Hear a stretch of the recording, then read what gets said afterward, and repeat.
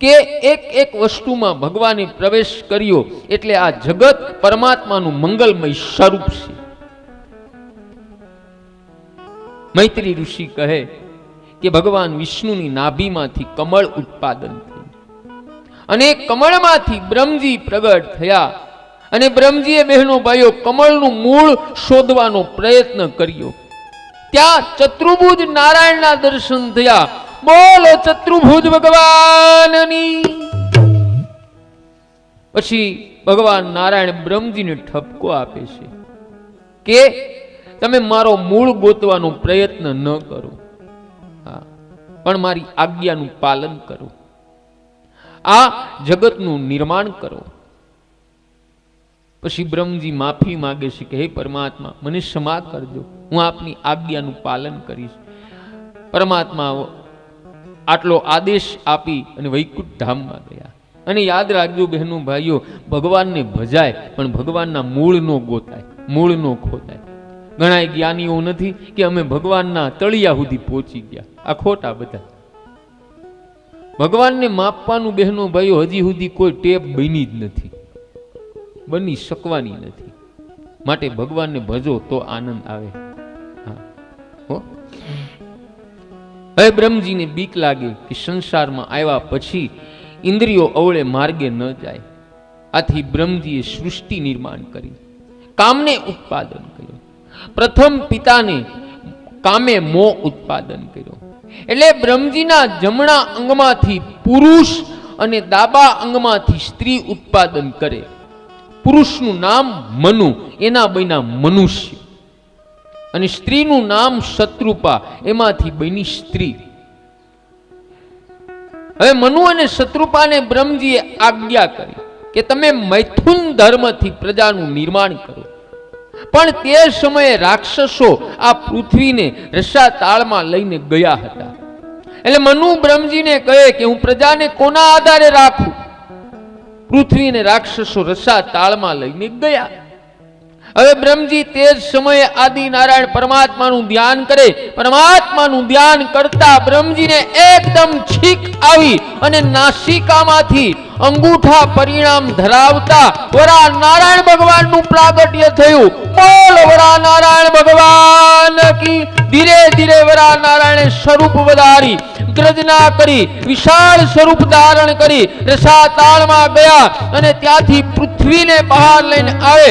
તે જ સમયે રસ્તામાં હિરણાયક્ષ નામનો રાક્ષસ મળ્યો અને તેની સાથે ભગવાને યુદ્ધ કર્યું અને હિરણાયક્ષને વરા નારાયણે મુષ્ટિક બહાર કરી અને સદગતિ આપી અને પૃથ્વીની સ્થાપના જલ ઉપર કરી અને મનુને પૃથ્વીનું રાજ્ય આપ્યું અને વરા નારાયણ ભગવાન વૈકુંઠ ધામમાં ગયા. બોલો વરા નારાયણ ભગવાનની. બહેનો ભાઈઓ, મૈત્રી ઋષિએ વરા નારાયણ ભગવાનની કથા બહુ ટૂંકમાં કહી.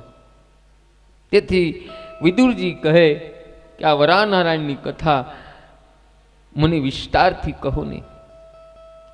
પછી મૈત્રી ઋષિ કહે કે તપસ્વી કશ્યપ ઋષિ એક વખત સાયંકાળે અગ્નિમાં હોમ કરવાની તૈયારીમાં. તે સમયે ઋષિ પત્ની દિતિ ત્યાં આવી. દિતિએ સુંદર શણગાર કરેલો. દિતિ પતિને પાસે આવીને કહે, આ કામ મને બહુ ત્રાસ આપે છે, મારી ઈચ્છા પરિપૂર્ણ કરો. ત્યારે કશ્યપ ઋષિ દિતિને સમજાવે કે દેવી, તમે આ શું બોલો છો? આ સાયંકાળનો સમય છે, પ્રભુના નામનો દીવો કરો. પ્રેમથી પરમાત્માના નામનું કીર્તન કરતા કરતા ભગવાનને કહેજો મારી અંદર કાયમ અંજવાળું રહે. બહેનો ભાઈઓ, પરમાત્મા પ્રકાશમય છે. ભગવાનને દીવાની જરૂર નથી, દીવાની જરૂર માનવને છે. કારણ કે મનુષ્યના હૈયામાં અંધારું છે અને ત્યાં પ્રકાશ કરવાનો છે. હા, પણ જ્ઞાન દીવાની જરૂર છે. હો, ક્યાં જ્ઞાન દીવાની? ઘીનો દીવો આપણે અંદર કરી બળી જાય પાછા આપણે. ભલે તમે ધ્યાન રાખજો બધા, ઘેરે જઈને પ્રગટાવતાની અંદર અહીંયા.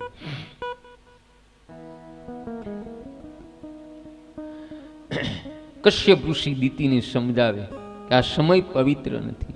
સાયંકાળને પરદોષ કાળ કહે. આ સમયે તમારા પેટમાં ગર્ભ રહેશે તો કોઈ રાક્ષસ આવશે. છતાંય દીતિ માનતા નથી. દીતિ કામ ધ મોહ ધ દીતિએ બહુ દુરાગ્રહ કર્યો. ત્યારે કશ્યપ ઋષિ દીતિના દુરાગ્રહ સાથે સંમત થયા અને દીતિ સરગર્ભા થયા. સરગર્ભા દીતિને પાછળથી બહુ પસ્તાવો થયો કે મેં બે ભૂલ કરી. મને મારા પતિ કહેતા હતા પણ મેં માન્યું નહીં. પછી કશ્યપ ઋષિ દીતિને કહે કે દેવી, સમય સારો ન હતો, મારું મન પણ અશાંત હતું. તમે દુરાગ્રહ કર્યો. મને દેખાય છે કે તમારા પેટમાં બે રાક્ષસ છે. એ જગતને રડાવશે, બહુ ત્રાસ આપશે. ત્યારે પરમાત્મા પ્રગટ થશે અને તમારા બાળકોને ભગવાન મારશે. દીતિ કહે કે મારા બાળકોને ભગવાન મારશે એટલે મારા બાળકોને અંતકાળમાં ભગવાનના દર્શન તો થશે ને? કશ્યપ ઋષિ કહે હા, દર્શન થશે. બહેનો, દીતિએ કશ્યપ ઋષિની ઘણી સેવા કરેલી. તેથી એક દિવસ કશ્યપ ઋષિ બહુ પ્રસન્ન થઈને કહે, દીતિ દેવી, તારા બે બાળકો તો રાક્ષસ થશે, પણ હું તને આશીર્વાદ આપું છું કે તારા પુત્રનો પુત્ર, તારો પૌત્ર મહાન ભગવાનનો ભક્ત વૈષ્ણવ થશે. એ કોણ? પ્રહલાદજી. પણ મહાન વૈષ્ણવ બહેનો ભાઈઓ કોને કહેવાય? આવો ભાવ બતાવું. જો બહેનો ભાઈઓ એકલો વૈષ્ણવ ઠાકોરજીની સેવા કરે, સ્મરણ કરે તે સાધારણ વૈષ્ણવ. પરંતુ જેના સંગથી બીજાને ઈશ્વરની સ્મરણ સેવા કરવાની ઈચ્છા થાય તે મહાન વૈષ્ણવ. બીજું ઈ કે બીજાને સુધારવાની ભાગા દોડીમાં સાધારણ મનુષ્યને પડવાની જરૂર નથી. પણ તમે તમારા મનને સુધારો તો પણ સારું છે. તમે એવી ભક્તિ કરો કે તમારા ઘરના લોકોને ભગવાનની ભક્તિનો રંગ લાગે. આને મહાન વૈષ્ણવ કહેવાય. હવે દીતિને ગર્ભ રહ્યો. પુત્રો દેવોને દુઃખ આપશે એટલે 100 વર્ષ દીતિએ ગર્ભ ધારણ કરી રાખ્યો. 100 વર્ષ, એકડો વાહે 2 મીંડા. સૂરજ ચંદ્રનું તેજ ઘટવા લાગ્યું. દેવો ગભરાયા. દેવો બ્રહ્મજી પાસે ગયા અને પૂછે કે આ દીતિના પેટમાં કોણ છે? ઘણાય દિવસો થયા, હજી બાળક બહાર આવતું નથી. આથી બ્રહ્મજી આદિ નારાયણ પરમાત્માનું ધ્યાન કરવા લાગ્યા. અને ધ્યાન કરતા કરતા બ્રહ્મજીને દર્શન થયા. બ્રહ્મજી કહે આ મારા પરમાત્માની લીલા છે. બ્રહ્મજી દેવોને દીતિના પેટમાં કોણ છે તેની કથા કહે. બ્રહ્મજી કહે કે મારા માનસ પુત્રો સનત કુમારો પ્રવૃત્તિ ધર્મનો ત્યાગ કર્યો અને નિવૃત્તિ ધર્મ લીધો કે અમારે પરમાત્માને મળવું છે, પરમાત્મા સાથે એક થવું છે. એકવાર આ બાળકો બ્રહ્મજી કહે કે મારી પાસે આવ્યા અને કહે કે પિતાજી, અમે આખું જગત જોઈને આવ્યા. સંસારમાં કાંઈ સાર નથી, સંસાર કામમય છે. બ્રહ્મજી દેવોને કહે કે આ બાળકો સંસાર છોડીને જાય તે મને ગમ્યું નહીં. મેં બાળકોને પૂછ્યું કે તમે ક્યાં ક્યાં ગયા હતા? ત્યારે સનત કુમારોએ કહે કે અમે આખું જગત ફરી વળ્યા. કામ એ જ સંસાર. હે પિતાજી, અમને એવી જગ્યા બતાવો કે ક્યાં કામ નથી, જ્યાં કાળ આવી શકે નહીં. એટલે બ્રહ્મજી સનત કુમારોને કહે કે તમે કોઈ દિવસ વૈકુંઠ ધામમાં ગયા છો? સનત કુમારો કહે ના. પછી બહેનો ભાઈઓ ટૂંકમાં કહું છું, બ્રહ્મજીના કહેવાથી સનત કુમારો ફરતા ફરતા વૈકુંઠ ધામના 6 દરવાજા ઓળંગી અને 7મા દરવાજે આવે છે. હા બહેનો ભાઈઓ, વૈકુંઠના 6 દરવાજા કે 7 દરવાજા કે 11 દરવાજા મને ખબર નથી. મારા માતા પિતા દેવ થઈ ગયા છે, હજી ત્યાંથી કાંઈ સમાચાર આવ્યા નથી કે બેટા અહીંયા આટલા દરવાજા છે ને અહીંયા આટલા જાતના ચેકિંગ છે, તું આવે ત્યારે બધું લઈને હારે આવજે. એવું કાંઈ હજી મારે સમાચાર આવ્યા નથી. પણ મારો હનુમાનજી મહારાજ બહેનો ભાઈઓ ભાવરથ બતાવે છે, મને માધ્યમ બનાવી. હા બહેનો ભાઈઓ, પરમાત્માએ આ માનવ દેહના 9 દરવાજા બનાવ્યા છે. હા, આ 9 દરવાજાને બહેનો ભાઈઓ ટૂંકમાં કહું છું કે બંને ત્યાં સુધી ચોખ્ખા રાખો. 2 આંખથી હારું જુઓ, 2 કાનથી હારું સાંભળો, મુખથી હારું બોલો, હાથથી હારા કર્મ કરો. આપણા પગ એવી જગ્યાએ ન પડે કે આપણી 21 પેઢીને કલંક લાગે. આટલા દરવાજાને તમે હારા રાખો ને એટલે બહેનો ભાઈઓ આ દેહની અંદર તમને ઘર બેઠા વૈકુંઠ ધામના અનુભવ થાય, દરવાજા ચોખ્ખા હોય તો. હવે 6 દરવાજા ઓળંગી 7મા દરવાજે આવે. 7મા દરવાજે જય વિજય દ્વારપાળો ઊભા. સનત કુમારો જ્યાં ભગવાનના મહેલમાં પ્રવેશ કરવા જાય ત્યાં દ્વારપાળો સનત કુમારોને અટકાવે. સનત કુમારો કહે માતા લક્ષ્મી અને પિતા નારાયણને મળવા જઈએ છીએ. સનત કુમારો આમ કહે ત્યારે જય વિજય બહેનો ભાઈઓ સનત કુમારોનું અપમાન નથી કરતા, એટલું જ કહે કે ભગવાનનો હુકમ થાય તો તમને અંદર પ્રવેશવા દઈએ, હુકમ વગર તમે કેમ અંદર જાવશો. હવે સનત કુમારોની બહેનો ભાઈઓ ખોટું લાગ્યું અને ક્રોધ આવ્યો છે. યાદ રાખજો બહેનો ભાઈઓ, કર્મ માર્ગમાં કામ શત્રુ છે, જ્ઞાન માર્ગમાં ક્રોધ શત્રુ છે અને ભક્તિ માર્ગમાં લોભ શત્રુ છે. એ ક્રોધ આવે ત્યારે આપણી આંખ લાલ થાય છે અને કોની હારે આપણે વાત કરીશી, કોનું અપમાન કરીશી ખબર નથી પડતું. ક્રોધને ભાન નથી. માટે બહેનો ભાઈઓ, ક્રોધ આવે ત્યારે સ્નાન કરો, ભગવાનનું સ્મરણ કરો અને અતિ જેને ક્રોધ આવતો હોય તો સવારે જાગી અને રોજ 1 કલાકનું મૌન રાખો. આ ક્રોધના 3 દવા બતાવી છે. બચવું હોય તો બચજો આમાંથી. નહીતર ભલભલાને ક્રોધ તો બહેનો ભાઈઓ નાચ નચાવે છે. એમાં અમે બાકાત હોતા નથી કાંઈ. હું તમારે હારે જ છું, યાદ રાખજો. સનત કુમારો ક્રોધમાં જય વિજયને શ્રાપ આપે કે તમારે રાક્ષસ કુળમાં 3 વખત જન્મ લેવો પડશે. હવે ભગવાનને ખબર પડી કે વૈકુંઠ ધામના દરવાજે આવીને સનત કુમારોએ પાપ કર્યું એટલે ભગવાન અને માં લક્ષ્મી બહાર આવે છે. સનત કુમારો વંદન કરે છે પણ ભગવાન સનત કુમારોની સામે દૃષ્ટિ નથી કરતા. સનત કુમારો માફી માગે છે. ભગવાન કહે કે તમારું અપમાન એ મારું અપમાન. સનત કુમારો વિચાર કરે કે ભગવાન કેવા પાકા છે, અમારા વખાણ કરે છે પણ અમને ઘરમાં બોલાવતા નથી, કારણ અમારામાંથી હજી ક્રોધ ગયો નથી, અમારે હજી તપસ્યા કરવાની જરૂર છે. પછી સનત કુમારો ત્યાંથી બ્રહ્મલોકમાં ગયા. હવે આ સનત કુમારોનું ચરિત્ર બહેનો ભાઈઓ આપણે એ સમજવાનું છે કે તમે બચપનથી ભગવાનની ભક્તિ કરતા હોય અને બરાબર તમારે વૈકુંઠ ધામના દરવાજા ખુલવાની તૈયારી હોય આ દેહની અંદર, અને પછી તમને ક્રોધ આવે ને એટલે માનવાનું કે આપણે જે ભક્તિ કરી છે ને એનું બેલેન્સ 0 થઈ ગયું છે. 0 થઈ ગયું. માટે સાવધાન થઈ ગયો. કારણ વગરનો ક્રોધ ન કરવો. કરો ના નથી પણ કારણ વગરનો ન કરો. સનત કુમારોએ કારણ વગરનો ક્રોધ કર્યો એટલે એનું ભક્તિનું પતન થયું. જરૂરી હોય તો ત્યાં કરો, ના નથી. હવે કોઈ આપણી ગાડીનું કાચ તોડી જાય તેને હું આરતી ઉતારાય કે હજી આ પાછલું તોડી નહીં ભાઈ, કઈ એને એવી રીતે આરતી થોડી ઉતારાય. એને પ્રેમથી ઠપકો દેવાય, કેમ તૂટ્યો પેલા એ પૂછાય.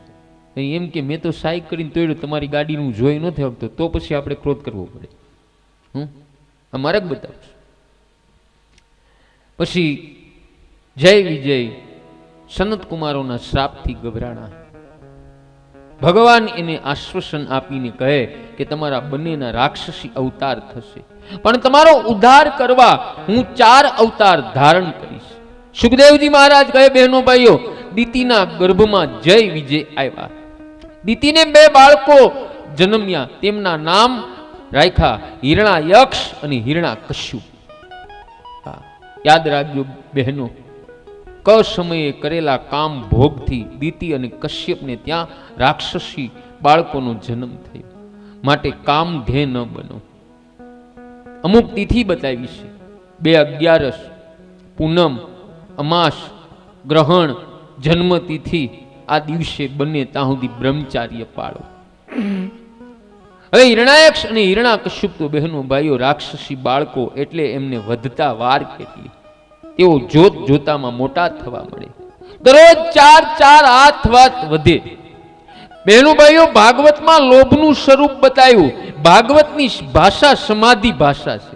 4 હાથ બંને ભાઈઓ વધતા, એનો અર્થ આપણે ઈ લેવાનો કે મનુષ્યનો લોભ દરરોજ ને દરરોજ વધતો જાય છે અને ભગવાનની કૃપા વગર લોભનો અંત આવવાનો નથી. હિરણાયક્ષે ખૂબ ભેગું કર્યું અને હિરણાકશ્યપે ખૂબ ભોગવ્યું. હા, યાદ રાખજો બહેનો ભાઈઓ, કામ ક્રોધને મારવા એક જ અવતાર લેવો પડ્યો, જ્યારે લોભને મારવા 2 અવતાર લેવા પડ્યા, તે બતાવે. હા, વરાનારાયણ એ યજ્ઞ અવતાર છે, એટલે કે સંતોષનો અવતાર છે. ભગવાને તમને જે કાંઈ બહેનો ભાઈઓ મકાન સુખ, ગાડી સુખ, ધન સુખ, દીકરાનું સુખ, પુત્ર વધુનું સુખ, સોનાનું સુખ આપ્યું છે, એમાં સંતોષ માનો. હજી હું લઈ લો, હજી હું અહીંથી આમ મેળવી લો, મોંઘી ગાડી લઈ લો, હજી હું ખૂબ સોનું ભેગું કરી લઉં, માનવાનું આ હિરણાયક્ષ છે. આ હિરણાયક્ષ હો. વરાનારાયણ, મેં તમને કીધું ને, ભગવાનનો અવતાર આપણા હૃદયમાં થવો જોઈએ. વરાનારાયણનો અવતાર એટલે સંતોષનો અવતાર. જે કાંઈ તમને મળ્યું છે એમાં સંતોષ રાખો. હા, ભગવાને તમારી લાયકાત પ્રમાણે તમને આપ્યું છે. હજી ઘણી જગ્યાએ જો ઝૂંપડામાં માણસો રહે છે, ઘણાને 3 ટકનું બુરું ખાવાનું બહેનો ભાઈઓ મળતું નથી. માટે સંતોષ કેળવો જીવનમાં. આ વરાનારાયણ અવતારનું મેં ભાવરત ટૂંકમાં બતાવ્યું છે. કારણ કે આપણે કથા કાલે બપોર પછી પોથી યાત્રા રાખી વરસાદના કારણે, એટલે મારે અમુક ભાવરથો છોડવા પડે, ટૂંકમાં આપવા પડે. હું કથાની શરૂઆત પોથી યાત્રાની સવારથી કરું છું, પહેલેથી. ક્યારેક આવો સમય આવી જાય ત્યારે આપણે સમય પ્રમાણે વર્તવું પડે. હવે મનુ મહારાજ અને શત્રુપાની ત્યાં 2 પુત્રો અને 3 કન્યા થઈ. તે 2 પુત્રોના નામ પ્રિયવ્રત અને ઉત્તાનપાદ. 3 કન્યાઓનું નામ આકૃતિ, દેવહૂતિ અને પ્રસૂતિ. આકૃતિનું લગ્ન રુચિ સાથે અને પ્રસૂતિનું લગ્ન દક્ષ પ્રજાપતિ સાથે થયું. દેવહૂતિનું લગ્ન કરદમ ઋષિ સાથે થયું. હા, આવો હવે કપિલ નારાયણ ભગવાનનું આપણે પ્રાગટ્યનું ટૂંકમાં દર્શન કરીએ. સરસ્વતી નદીના કિનારે કરદમ ઋષિ આદિનારાયણ પરમાત્માનું સ્મરણ કરે, આખો દિવસ તપ કરે. કરદમ ઋષિ જીતેન્દ્રિય મહાત્મા. કરદમ ઋષિની તપસ્યા સફળ થઈ ભગવાન નારાયણ કરદમ પાસે પ્રગટ થયા. હા, અને પ્રભુ કરદમ ઋષિને કહે કે વરદાન માગો. ત્યારે કરદમ ઋષિ પરમાત્માને કહે કે પ્રભુ, તમારા દર્શન કર્યા પછી હવે હું માગું. જે ભગવાનના દર્શન કર્યા પછી લૌકિક સુખની માંગણી કરે તે જીવ મૂરખ અને અજ્ઞાન. પણ બ્રહ્મજીની મને આજ્ઞા, તેથી મારે લગ્ન કરવાની ઈચ્છા. પણ મારે લગ્ન કરવું, મનમાં એવી ભાવના કે ઘરમાં મને સત્સંગ મળે. હું સ્ત્રી સંગ માંગતો નથી, હું સત્સંગ માંગુ છું. પરમાત્માને કરદમ ઋષિની વાણી ખૂબ ગમી. પરમાત્મા કહે કે 2 દિવસ પછી મનુ મહારાજ તમારી પાસે આવશે અને એમની પુત્રી દેવહૂતિ તમને પરણાવશે અને હું તમારે ત્યાં પુત્ર રૂપે આવીશ. આમ વરદાન આપી અને ભગવાન વૈકુંઠ ધામમાં ગયા. અને ભગવાન નારદજીને મનુ મહારાજ પાસે મોકલે છે અને બધી આજ્ઞા આપે છે. નારદજી ગયા. નારદજીએ મનુ મહારાજને બધી હકીકત કહી. મનુ મહારાજ કહે જેવી ભગવાનની આજ્ઞા.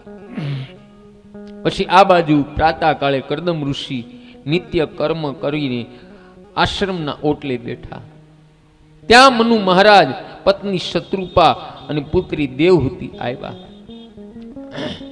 અને મનુ મહારાજ અને શત્રુપાએ પોતાની દીકરી દેવહૂતિનો સ્વીકાર કરવા વિનંતી કરી. ત્યારે કરદમ ઋષિ તેમાં સંમતિ આપીને કહે કે તમારી પુત્રીનો સ્વીકાર કરતા મને હરખ થાય, પણ મારી એક શરત, તમારી પુત્રીને એક પુત્ર થાય ત્યાં સુધી હું ગુહસ આશ્રમ પાડીશ, ત્યાર પછી હું સંન્યાસ ગ્રહણ કરીશ.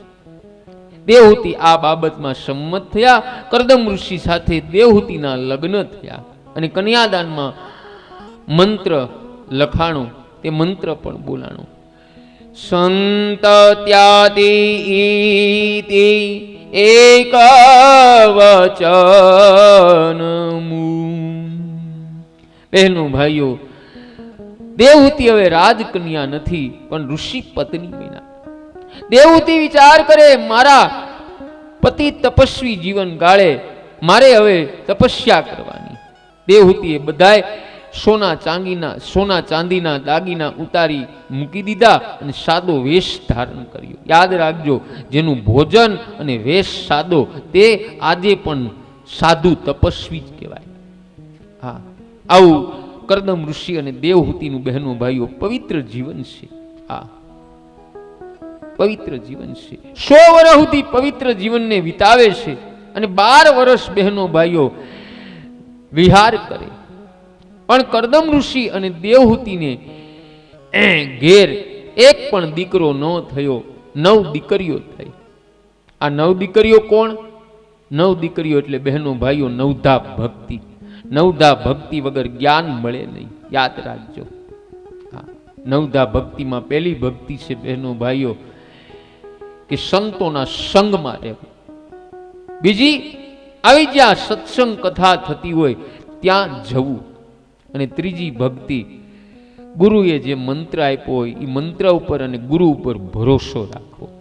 અને એક મંત્રી ભક્તિ બહેનો ભાઈઓ પૂજા ભક્તિ પણ આવે છે.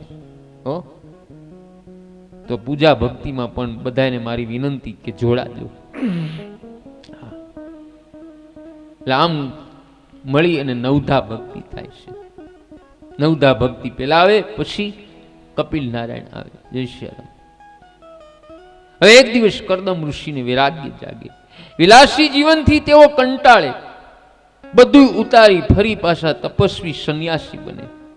આ જોઈ એ દેવહૂતિ કહે કે આપ સંન્યાસ ગ્રહણ કરવા માંગો છો તેમાં મારી ના નથી, પણ આ 9 દીકરીઓ છે, એક પણ દીકરો થયો નથી. આ 9 દીકરીનું મારે શું કરવું? આપ સંન્યાસ લેશો તો આ 9 દીકરીની સાથે કોણ લગ્ન કરશે? વાતે હાચી, કોણ કરે? પૂજા એરે કોણ લગ્ન કરે? હોય કોક વિરલા ઈ કરે. તો જાગો, બધાને કહું છું, હજી 6 દિવસ છે. 6 દિવસમાં રોજ રોજ પૂજામાં 5-10 જોડી બેહો. હા, આમાં મારી કોઈ આશા અપેક્ષા નથી, એ તમને કહું. હા, પણ પ્રેમથી અહીંયા આપણે રોજ મંત્ર ઉચ્ચારણ કરશું તો આ સ્વાતિ પાર્કમાં હજી દિવ્યતા વધશે. રોજ અહીંયા બહેનો ભાઈઓ પૂજામાં 1,00,000 મંત્રની આળે ગાળે બોલાય છે. પણ જેમ સંખ્યા વધે એમ મંત્રની સંખ્યા વધે. એટલે મારી પ્રાર્થનાનો સ્વીકાર કરજો. હવે કરદમ ઋષિ દેવહૂતિને કહે કે આ વિલાસી જીવન મને ગમતું નથી.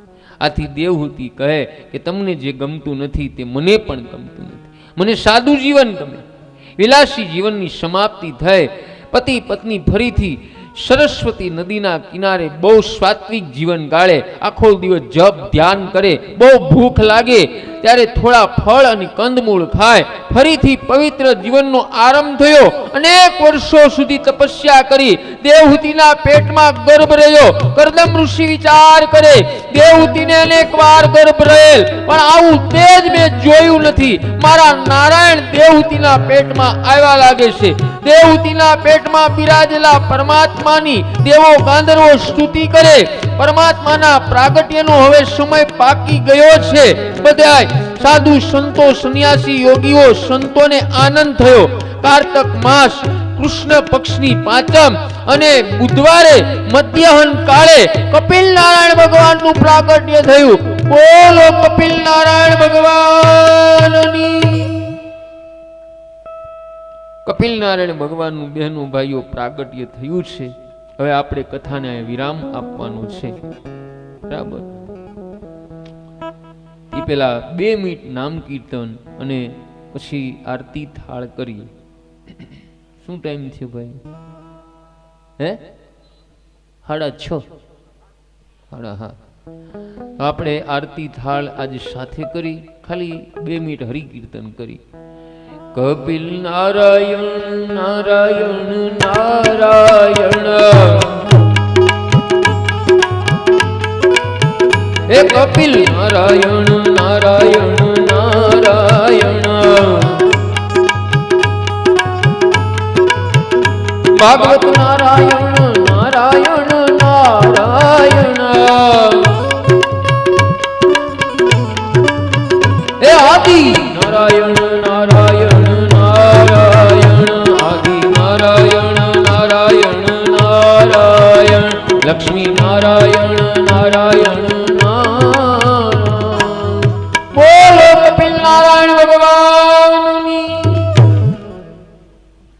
ચાલો સવારે જે પૂજામાં બેઠા એ પણ આરતીમાં આવે અને જેટલા શ્રોતા છે એ પણ આરતીમાં જોડાય.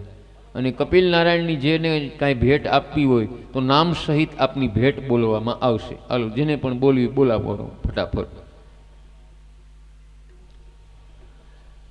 હે રામ કૃષ્ણ પરમાત્મા. જેને કાંઈ ભેટ બોલવી બહેનો ભાઈઓને તો બોલો.